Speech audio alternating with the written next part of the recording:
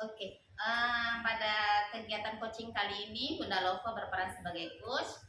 Sebelum melakukan kegiatan coaching, maka saya akan menyampaikan rubrik penilaian yang akan saya lakukan, yaitu terdiri dari 3 bagian. Yang pertama, prasupervisi, yang kedua observasi, yang ketiga pasca percakapan. Nah, pada prasupervisi ini kita akan diskusikan tentang rubrik penilaian yang akan dilakukan pada saat coaching. Nah, ini penilaian-penilaiannya itu berupa pertanyaan-pertanyaan yang nanti saya akan ajukan pada saat pra-observasi, dan pada observasi saya akan mencatat apa yang saya lihat dan saya dengar pada proses kegiatan coaching. Terus pada pasca percakapan coaching, saya akan menanyakan kepada Bunda Lova apakah kompetensi yang Bunda Lova ingin perdalam itu sudah terlaksana atau belum. Baik, kita mulai ya Bunda Lova. Siap. Pada kegiatan pra-supervisi ini, pada kesempatan coaching kali ini, kompetensi apa yang ingin Bunda Lova kembangkan? Ya, kompetensi coachingnya ya Bun ya. Iya. Untuk saat ini Bunda Lova mau mencoba untuk mengembangkan kompetensi pertanyaan berbobot. Oh iya, kompetensi pertanyaan Berbobot. Ya.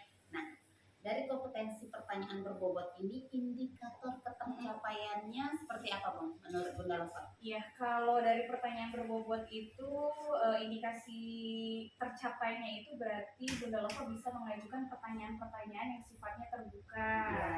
Kemudian juga tidak ada judgement atau label pada saat melakukan coaching seperti itu. Lalu juga menggunakan nada suara yang positif pun, Iya. bukan yang keras atau melengking seperti itu, tapi nada suaranya positif. Lalu Bunda Lova juga berusaha untuk memberikan satu pertanyaan satu persatu, itu indikator dari pertanyaan berbobot ini. Oke, sepertinya Bunda Lova juga sudah menguasai ya kompetensi yang akan dikembangkan.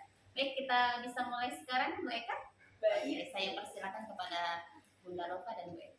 Baik, siap ya Bunda Eka ya? Insya Allah siap. Semangat. Baik, bismillahirrahmanirrahim. Assalamualaikum Bunda Eka. Waalaikumsalam. Sehat Bu?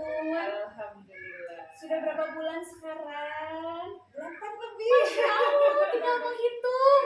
Tinggal menghitung hari. Mudah-mudahan adik bayinya sehat, Bunda Eka. Amin, Allahumma amin. Oke, Bunda Eka, untuk kali ini kita mau sharing tentang apa nih?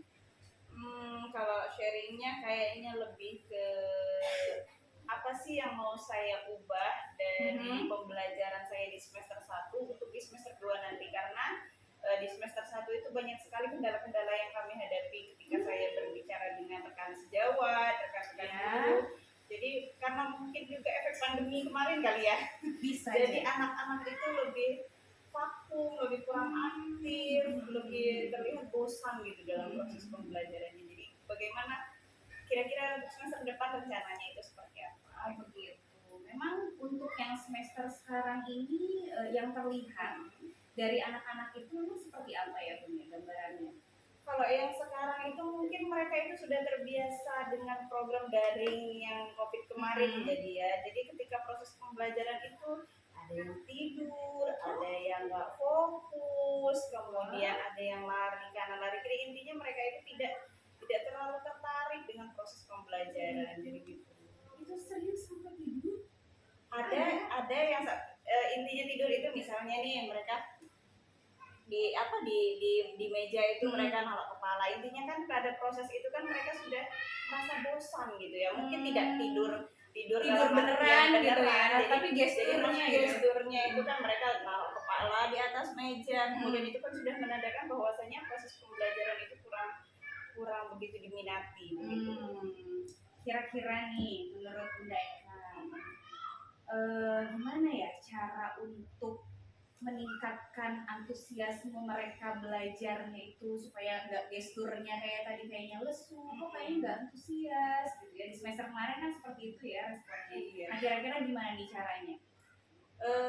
Sebenarnya saya itu udah mulai sedikit memikirkan gitu ya Bun ya. Untuk kedepannya itu kayaknya mulainya dari memang segala sesuatu itu motivasi intrinsik dari siswa itu harus kita tumbuhkan dulu ya. Apa itu belajar, itu apa manfaatnya segala macam. Kemudian mungkin dari gurunya mungkin bisa membuat atau memilih metode pembelajaran yang lebih mengaktifkan peserta didik sepertinya ya. Kalau biasanya itu hanya menggunakan metode-metode konvensional yang cuma ceramah, mungkin bisa menggunakan metode-metode lain, misalnya sambil bercerita atau menggunakan media-media yang lebih kompleks, misalnya bisa nonton bareng, kemudian bisa pakai metode pembelajaran yang marketplace atau window shopping yang mengasihkan estetik mereka, kayaknya seperti itu deh. Belajar sambil jalan-jalan. Iya, sambil jalan-jalan, jadi kan mereka mungkin nggak merasa aduh bosan dengerin lagi gitu kayak. Kurang lebih seperti itu ya. Dari metode-metode pembelajarannya juga bisa explore lagi. Iya, metode, kemudian medianya, LKPD. Dari sana juga untuk memacu tingkat ketertarikan mereka dulu nih buat belajar dan fokus pada proses pembelajaran yang kita lakukan. Iya. Kira-kira nih Bun, dari yang disampaikan Bunda Eka tadi mengenai metode pembelajaran dan lain-lain, kira-kira bisa dilakukannya itu kapan gitu? Kalau mengenai kapan prosesnya, karena sekarang ini kan anak-anak jatuhnya lagi pas ya. Iya, di akhir semester gitu ya. Jadi untuk semester ini kayaknya udah nggak mungkin lagi. Jadi makanya itu saya berencana untuk di semester yang kedua, semester 2 itu mulai berbenah diri, mulai menyusun lagi nih, mencari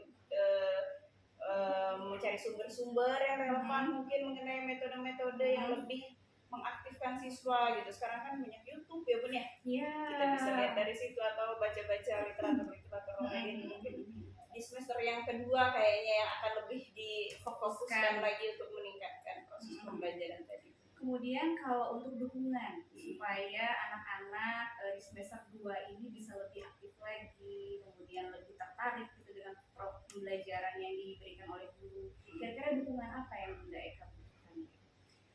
Kalau dukungan yang pertama pastinya dari rekan sejawat juga. Kemudian motivasi intrinsik dalam diri saya sendiri juga supaya saya lebih bersemangat lagi. Kemudian rekan sejawat yang bisa saling berkomunikasi, saling cerita, saling curhat. Mungkin di pembelajaran Bapak Ibu ada nggak yang seperti ini? Kalau Bapak Ibu caranya gimana untuk mengatasinya? Itu juga menjadi salah satu pemberi solusi juga kan. Kita bisa memberikan, mereka juga bisa memberikan masukan ke kita kan. Kita juga bisa belajar dari pengalaman mereka, mungkin rekan guru atau juga mungkin sekolah kali Bu. Soalnya kan kalau mengenai media mungkin kepala sekolah juga kita bisa infokus apa segala macam dari sarana dan prasarananya gitu. Butuh dukungan dari kepala sekolah. Iya Bu. Kalau sarananya gitu. Iya, oke. Jadi dari hasil ngobrol kita ini kira-kira kesimpulan apa nih yang bisa Bunda Eka tarik supaya motivasi anak untuk belajarnya itu makin good gitu, makin bagus gitu? Kalau simpulannya mungkin yang pertama itu menumbuhkan motivasi intrinsik dulu ya, mungkin dari kalimat-kalimat motivasi dan lain sebagainya. Kemudian tadi mencari literatur, mencari informasi mengenai metode-metode apa sih yang bisa dikembangkan supaya siswa itu lebih tertarik pada proses pembelajaran. Kemudian media-media apa saja sih yang bisa saya gunakan untuk membuat mereka tertarik gitu, nggak bosan sama proses pembelajaran. Iya, berarti jadi menurut Bunda Eka itu untuk meningkatkan motivasi belajar siswanya itu kita butuh motivasi meningkatkan motivasi intrinsik ya dari anaknya dan dari Bunda Ekanya juga kemudian juga butuh dukungan dari teman sejawat, bisa bertukar pikiran dengan teman sejawat mengenai metode-metode apa sih nih yang kira-kira bisa buat anaknya semangat untuk belajar ya. Kemudian yang terakhir itu adalah dukungan dari kepala sekolah pastinya ya. Baik Buan, sepertinya ngobrol kita sudah ada titik temunya nih, titik terangnya kira-kira apa yang akan Bunda Eka lakukan nextnya seperti itu.